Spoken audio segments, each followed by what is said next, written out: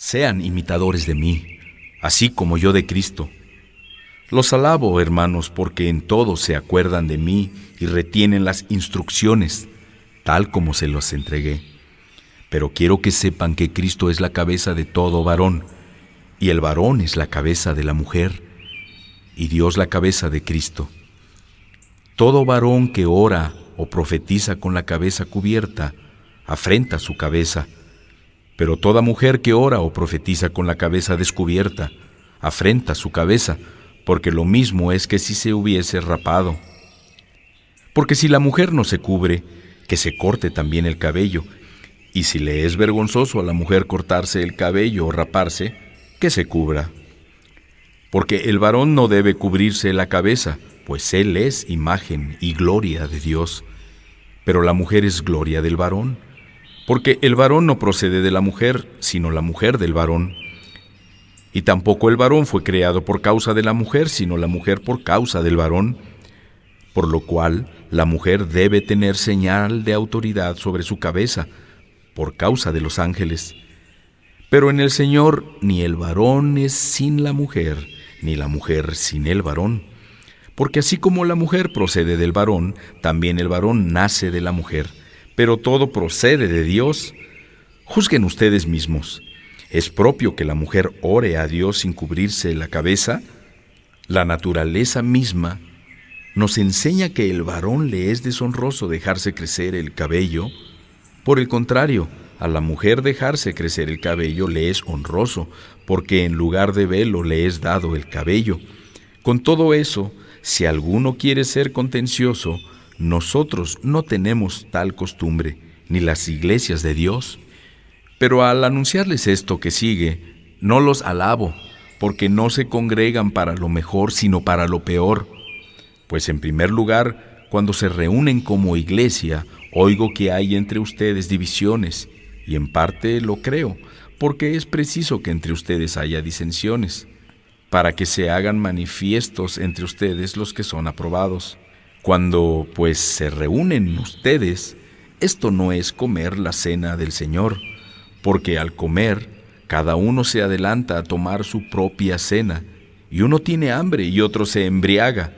Pues, ¿qué? ¿No tienen casas en que coman y beban? ¿O menosprecian la iglesia de Dios y avergüenzan a los que no tienen nada? ¿Qué les diré? ¿Los alabaré? En esto no los alabo, porque yo recibí del Señor lo que también les he enseñado, que el Señor Jesús, la noche que fue entregado, tomó pan, y habiendo dado gracias, lo partió y dijo: Tomen, coman, esto es mi cuerpo que por ustedes es partido, hagan esto en memoria de mí. Asimismo tomó también la copa, después de haber cenado, diciendo: Esta copa es el nuevo pacto en mi sangre. Hagan esto todas las veces que la bebieran, en memoria de mí. Así pues, todas las veces que comieran este pan y bebieran esta copa, la muerte del Señor anuncian hasta que Él venga. De manera que cualquiera que comiera este pan o bebiera esta copa del Señor indignamente, será culpado del cuerpo y de la sangre del Señor. Por tanto, pruébese cada uno a sí mismo y coma así del pan y beba de la copa. Porque el que come y bebe indignamente, sin discernir el cuerpo del Señor, juicio come y bebe para sí, por lo cual hay muchos enfermos y debilitados entre ustedes, y muchos duermen.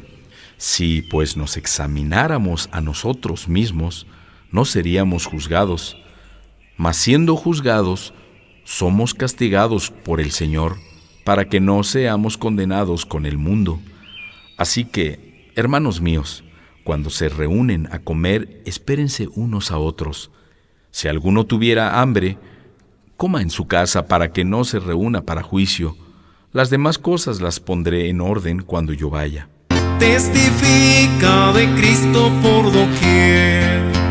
Si sientes compasión por tus amigos, háblales de Cristo, cuentas tus amigos lo que Salvador hizo por ti.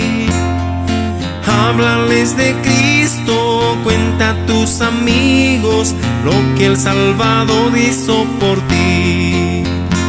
Testifica, testifica, testifica de Cristo por doquier. Testifica, testifica, testifica de Cristo por doquier. Y dice la palabra de Dios allí: de manera que cualquiera que comiere este pan o bebiere esta copa del Señor indignamente será culpado del cuerpo y de la sangre de Jesús. Como dijimos anteriormente, mis hermanos, para una breve recapitulación, los banquetes de amor en la iglesia primitiva terminaban por lo general con la celebración de la cena del Señor. ¿Ustedes ven? ¿Qué hacían ellos? Banquetes. No es que venimos a la Santa Cena a llenarnos. Ese no es el objetivo. Pero eso pasaba en la iglesia de Corinto. Por eso es que Pablo le dijo en el 17: pero el anunciaros esto que sigue no os alabo, porque no os congregáis para lo mejor, sino para lo peor. Pues en primer lugar, cuando os reunís como iglesia, oigo que hay entre vosotros división. En primer lugar es eso. Y en parte lo creo. Porque es preciso que entre vosotros haya disensiones para que se haga manifiesto entre vosotros los que son aprobados. Cuando pues os reunís vosotros, esto no es comer la cena del Señor. Eso no es celebrar la Santa Cena. Porque al comer cada uno se adelanta a tomar su propia cena. Va corriendo ¿a qué? A tomar su propia cena. Y uno tiene hambre y el otro se embriaga. Ustedes ven, mis hermanos, que había algunos que llevaban sus propias comidas para allá, pero no era para compartirla. Mientras uno se embriagaba y estaba harto, como decimos, el otro que tenía hambre. Pues que no tenéis casas en que comáis y bebáis. Es que ustedes no tienen una casa donde coman y beban. Tienen que venir a hacer eso aquí. O menospreciáis la iglesia de Dios. Usted ve, eso es menospreciar la iglesia. Y la Santa Cena también. Y avergonzáis a los que no tienen nada. O sea, porque cada quien llevaba lo de él. ¿Verdad? El que pudiera tener, imagínense, mis hermanos, nosotros en el compartir que hacemos en diciembre, todos los diciembre, en la confraternidad que hacemos cada diciembre, imagínense que cada quien trajera según su capacidad de dinero. Eso es como hasta avergonzar al que no puede comprar mucho. Y lo voy a llevar para que los hermanos vean que yo sí compro cosas. Y yo sí tengo mucho que comer. El que no puede ni siquiera comprar una manzana, quizás. ¿Ven? Entonces, eso pasaba allá. Avergonzáis a los que no tienen nada. Los otros entonces que no tienen nada pasaban vergüenza. En vez, mire, algo que debe de ser espiritual, lo estaban tornando en pecado. Algo que debería ser santo, le estaban tergiversando. Porque eso no fue lo que el Señor hizo cuando la celebró la última cena con los discípulos. ¿Qué os diré? ¿Os alabaré? En esto no os alabo. Pablo le dijo ¿a quién? A Corinto. Y por un lado, qué bueno que en Corinto pasó esto. No porque pasó, sino porque esto sirve de ejemplo para nosotros, para que no lo imitemos. Ni las iglesias cristianas no hagan esto, no imiten esto. Entonces, mis hermanos, la iglesia mundana y carnal de Corinto había convertido esas comidas sagradas en un desenfreno de glotonería y hasta embriaguez. Por eso ahorita mencionábamos algo muy importante que Nicole dijo, que tiene que ser sin alcohol. Entonces, encima de esto, los creyentes acaudalados, los que tenían dinero, traían comida y bebida en abundancia para ellos mismos. Vamos a celebrar la cena del Señor, pero esto es para mí. Todo esto que yo pueda traer es mío. Y los pobres hermanitos que no tenían nada, saliéndose de los ojos. Y ese olor seguro que se le metía por lo más profundo de su olfato. Entonces,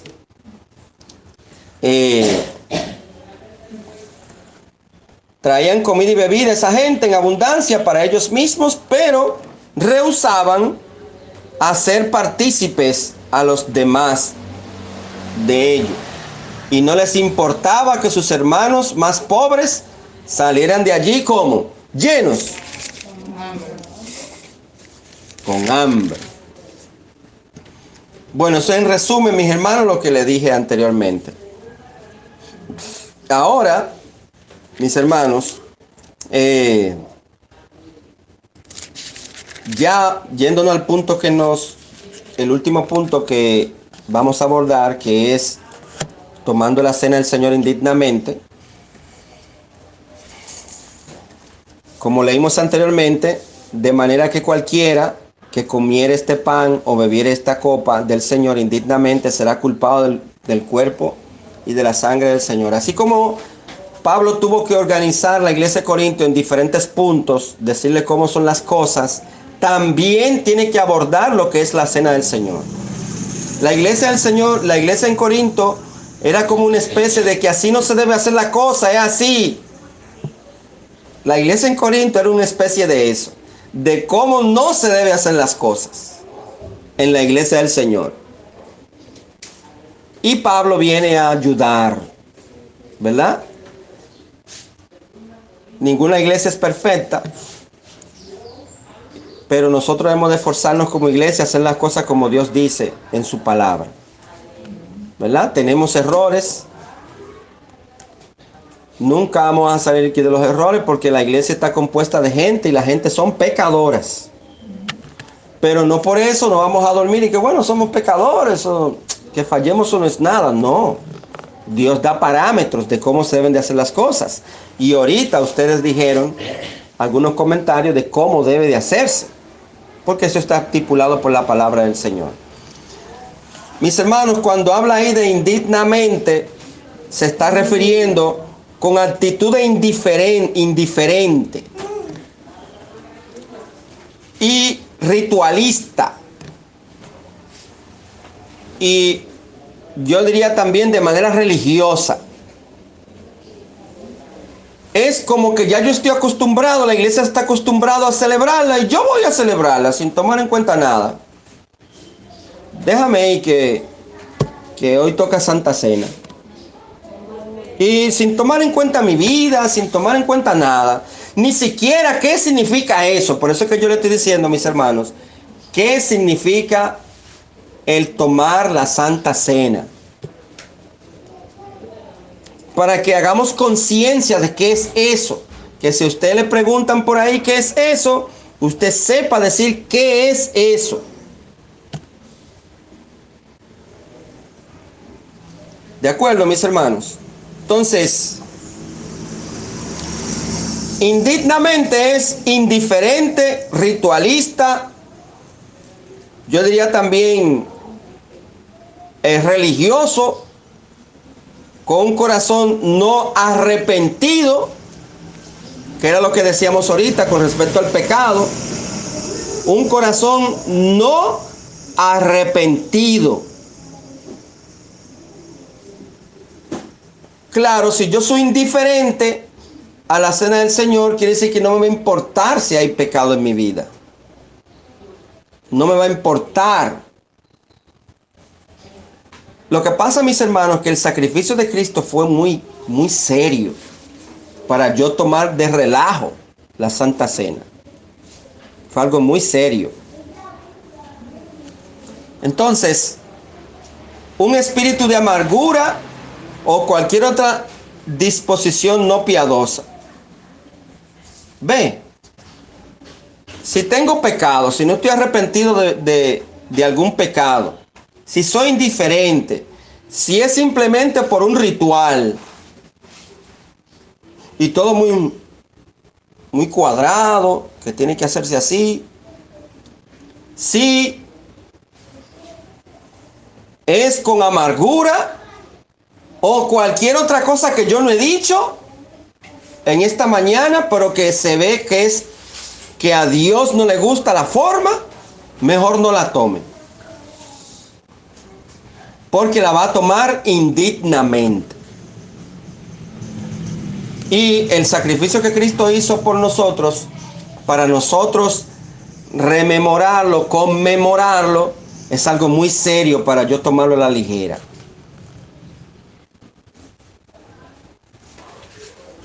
Por eso dice el mismo versículo 27, el que tome la cena del Señor indignamente será culpado del cuerpo y de la sangre del Señor. ¿Qué es eso? Que venir a la iglesia del Señor aferrado al pecado personal no solo deshonra la ceremonia, sino también su cuerpo y su sangre. Eso que estamos haciendo, eso que haremos, si yo lo tomo indignamente, estoy deshonrando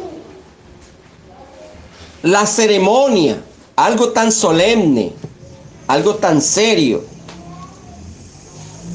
Y no solamente la ceremonia, sino su cuerpo y su sangre.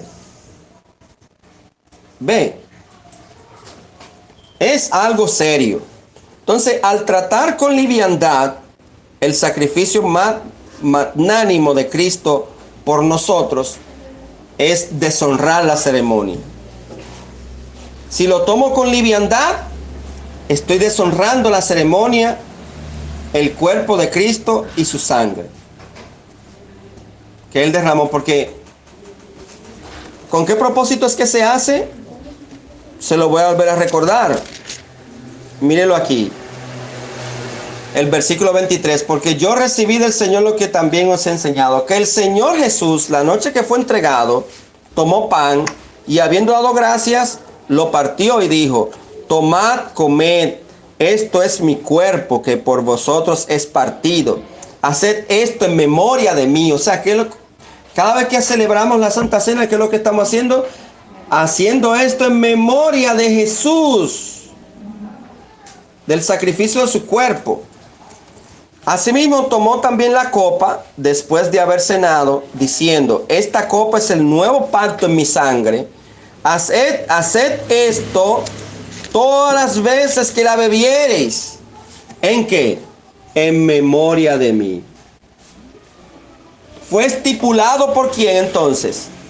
Por Jesús. Pero que debemos de hacerlo, ¿de qué manera? No como lo hacían los corintios, sino de manera digna, con un corazón arrepentido de nuestros pecados. Entonces, sin ningún pecado, aferrado en mí. Y dice el versículo también, mis hermanos, seguimos diciendo: por tanto, pruébese cada uno a sí mismo. Mírenlo ahí. Pruébese a sí mismo. No es que el pastor lo va a probar. Pruébese a sí mismo. Usted sabe lo que hacen algunos hermanos también. Me imagino yo que vienen al culto, ¿verdad? Como sugería ahorita nuestra hermana Giovanni, vienen al culto. Pero cuando ya se acaba el culto, bueno, vamos a pasar la Santa Cena. Para que no vean que está mal, se quedan a tomar la Santa Cena. Porque si yo me voy, después van a decir: ay, mira, el hermano Helio salió, no está tomando la Santa Cena, quiere decir que anda mal. Y como yo no quiero pasar esa vergüenza, me chupo mi Santa Cena con todo mi pecado. Y por eso es que muchos dicen, que bueno que Giovanni hizo la aclaración ahorita, por eso es que muchos dicen: no, mejor yo no voy al culto. Así ningún hermano se entera, pero la idea es, así ningún hermano se entera que yo ando mal. y mejor me quedo. Resuelvo mi cosa y voy. No, mis hermanos, la responsabilidad de la iglesia cada vez que hay Santa Cena es venir. ¿Usted sabía eso? Todo lo contrario. Cuando hay Santa Cena debiera de venir más. Porque estamos conmemorando la cena del Señor. No, perdón, el sacrificio del Señor. Entonces, mis hermanos, es necesario exponer todo el pecado ante el Señor.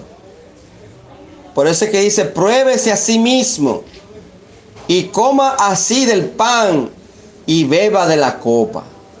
Pruébate. Nosotros debiéramos de probarnos siempre, no solamente por la Santa Cena.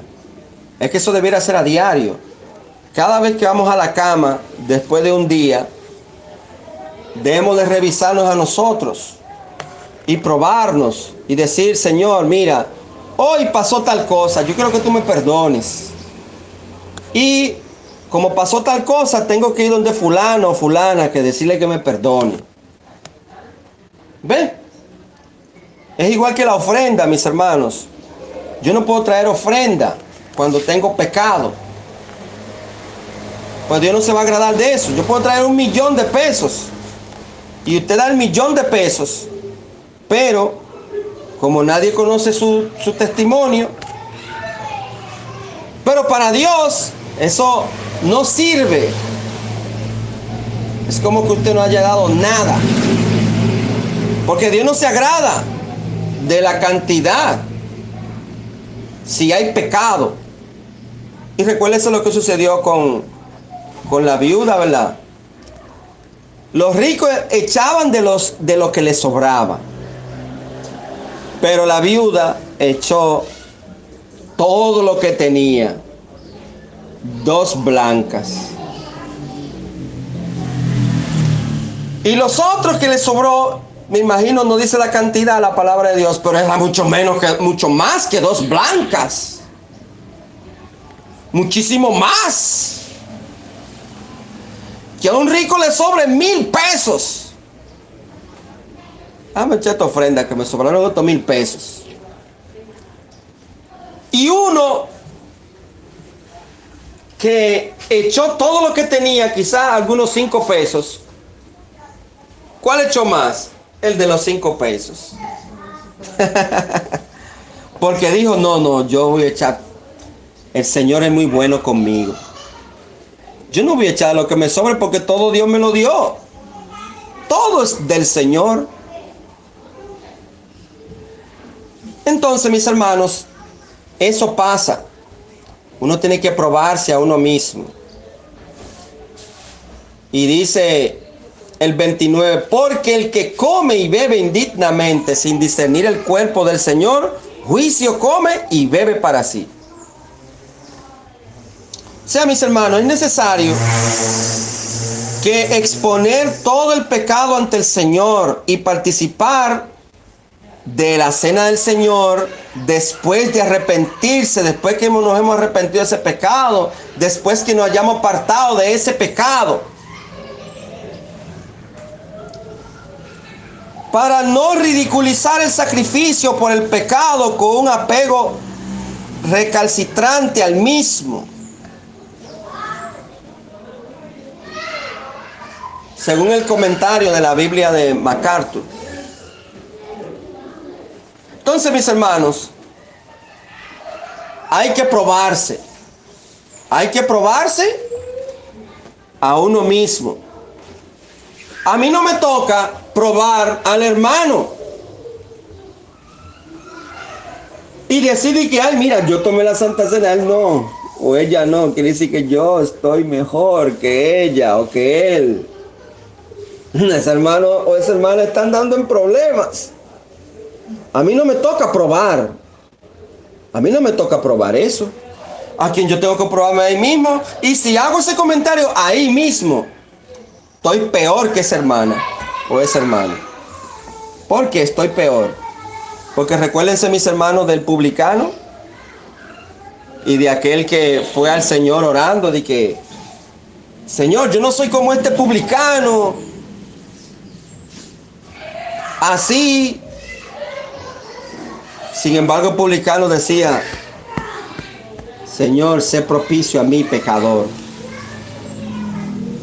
Entonces, mis hermanos, cuando dice aquí, mis hermanos, el versículo 29, porque el que come y bebe indignamente sin discernir el cuerpo del Señor, ese sin discernir el cuerpo del Señor, si los creyentes no disciernen como es debido la santidad de la celebración de la comunión, tratan con indiferencia al Señor mismo en su vida, su sufrimiento y su muerte. O sea, no me importa lo que el Señor padeció por mí, su sufrimiento. No me importa cuando lo sacrificaron. No me importa cuando lo sepultaron. Por eso hay que tener cuidado. Ahí sí yo le digo que hay que tener cuidado. No me importa. Si yo lo tomo a la ligera, o no vengo porque tengo un pecado, o la tomo con pecado, sin arrepentirme, bueno, estoy tratando indiferente al Señor mismo en mi vida y al sufrimiento y a su muerte, lo que Él hizo por mí. Se parece hasta un incrédulo, porque ¿por qué los incrédulos no vienen a Cristo? Porque son indiferentes a la muerte del Señor. Son indiferentes. Entonces, mis hermanos, al nosotros instituir la cena del Señor, debemos ser conscientes de qué es lo que estamos haciendo. ¿De acuerdo? No es para asustarse. Es tan simple como yo resolver mis cosas delante del Señor para tomarla bien. Y mis hermanos, dice el 30, por lo cual hay muchos enfermos y debilitados entre vosotros y muchos duermen. O sea, por comer la cena del Señor indignamente, hay muchos, en ese tiempo, ¿verdad?, que se escribió la carta a los Corintios, hay muchos enfermos y debilitados entre los corintios. Corintios tenía gente enferma y debilitada, y ya muchos hasta se habían muerto porque estaban comiendo la cena del Señor mal, de manera indigna. Lo estaban comiendo mal. Y cuando habla ahí que duermen, que muchos ya duermen, no es que estaban durmiendo en su casa, ¿no? Y de que no podían venir a la cena del Señor porque estaban durmiendo, se estaban durmiendo. No es eso. Es que han muerto. La ofensa era tan seria que Dios sometió a muerte a los peores ofensores. Una forma extrema, pero eficaz de purificación de la iglesia. Mire esto, mis hermanos. A veces, según este comentario de MacArthur, Dios tiene que permitir que gente muera, que cristianos mueran, para purificar la iglesia. Porque si siguen vivos, van a dar malos testimonios. Y yo conozco cristianos que el Señor se lo ha llevado. Se lo ha llevado, hermanos. No solamente por la cena del Señor, sino por su mal testimonio. ¿Para qué merece estar vivo? Para que siga dando mal testimonio. Entonces el Señor se lo lleva. Vamos a ver lo que dice Hechos 5. ¿Usted sabe lo que dice Hechos 5? Ananías y Zafira. ¿Acaso no se lo llevó el Señor? Mire, pero cierto hombre llamado Ananías, con Zafira su mujer, vendió una heredad y sustrajo del precio, sabiéndolo también su mujer, era cómplice. Y trayendo solo una parte, la puso a los pies de los apóstoles. Usted se recuerda, mis hermanos, por eso yo le dije que el tomar la cena indignamente es igual que traer ofrenda indignamente. Por más que yo dé. Y dijo Pedro: Ananías, ¿por qué llenó Satanás tu corazón para que mintieses al Espíritu Santo y sustrajeses del precio de la heredad? ¿Por qué? Reteniéndola, ¿no se te quedaba a ti como quiera? Ese como quiera lo puse yo. Y vendida, ¿no estaba en tu poder? ¿Por qué pusiste esto en tu corazón? No has mentido a los hombres, sino a Dios. ¿Usted sabe qué es lo que pasaba, mis hermanos? Que en ese tiempo, dice el versículo 36, entonces José, a quien los apóstoles pusieron por sobrenombre Bernabé, que traducido es hijo de consolación, estoy en el 4:36. Levita, natural de Chipre, como tenía una heredad, ese José tenía una heredad, ¿y qué hizo? La vendió y trajo el precio y lo puso a los pies de los apóstoles. Ese José dijo: bueno, tengo una tierrita, la voy a vender. Porque, y con ese dinero lo voy a llevar a la iglesia. No el diezmo, no. Él dio todo el dinero de la tierra. Mire, mi hermano, no es fácil. Todo. Todo. Entonces, ¿qué pasó con el Ananías y Zafira? Ah, pero nosotros vamos también a hacer lo mismo.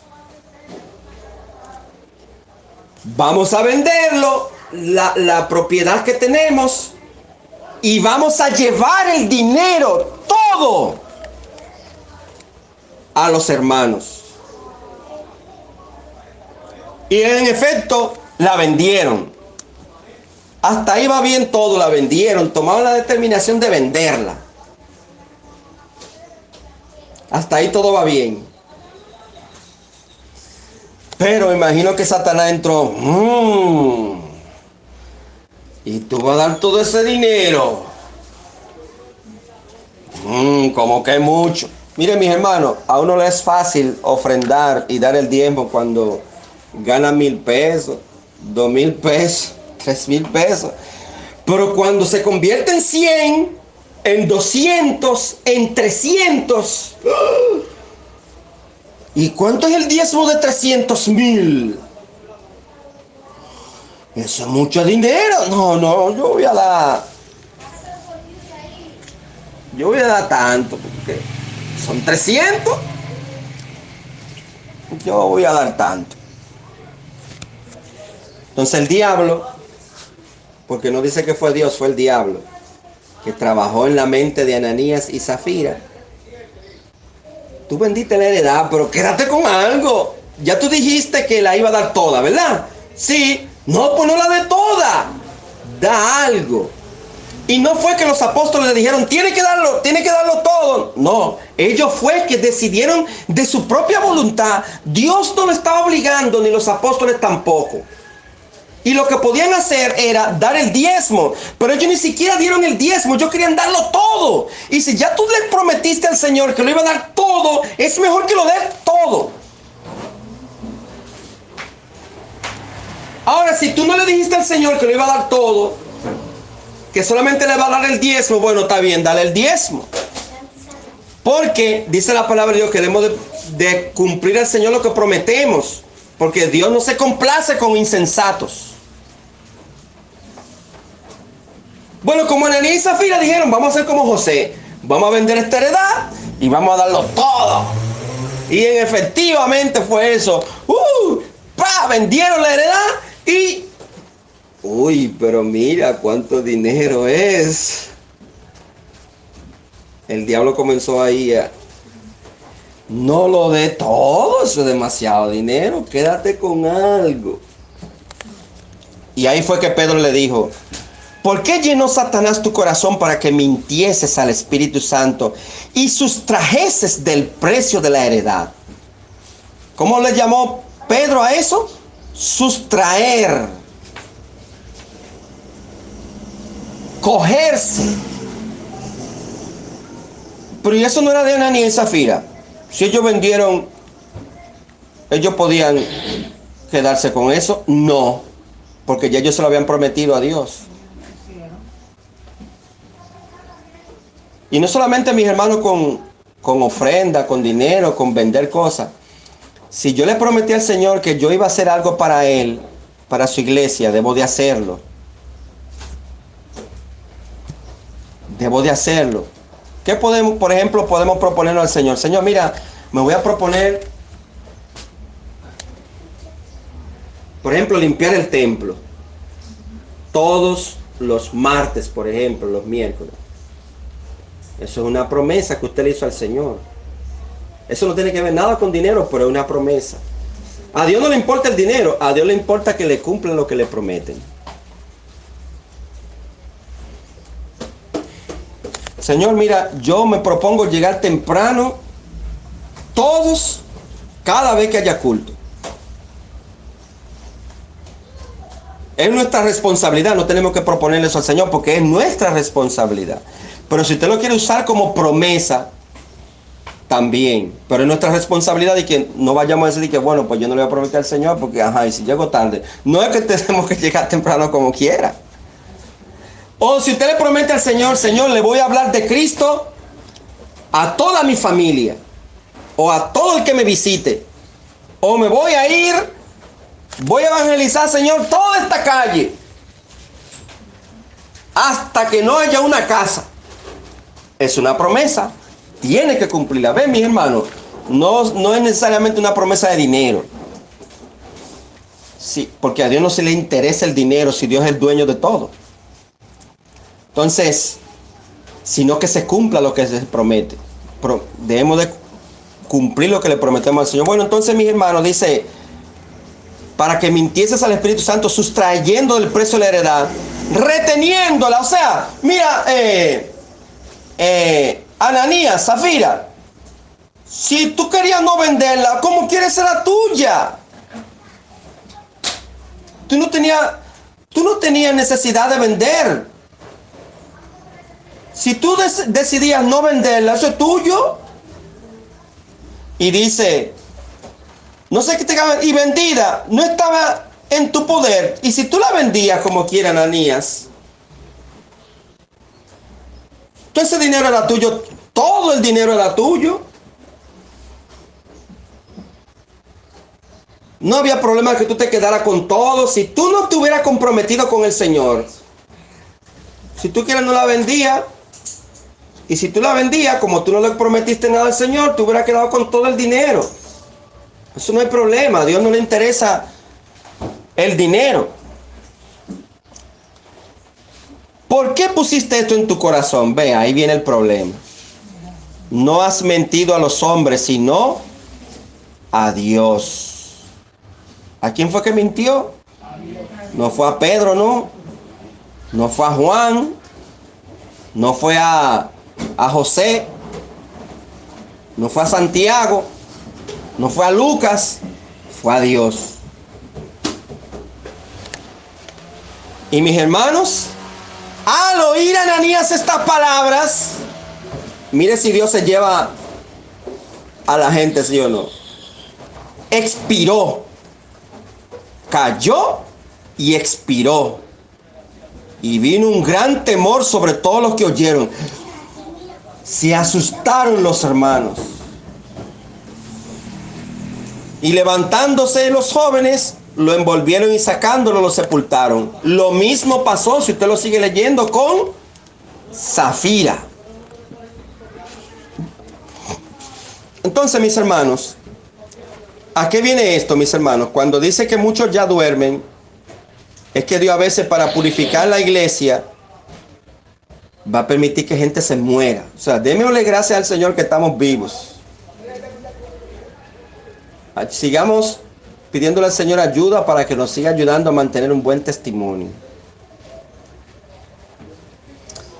Y mis hermanos, ¿qué más sigue diciendo?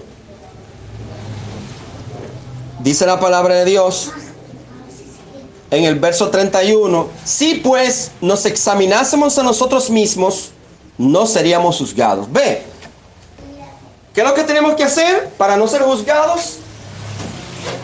Examinarnos a nosotros mismos. ¿Y qué es examinarnos a nosotros mismos? Lo que ustedes dijeron ahorita. Eso. Y el 32, ¿qué dice?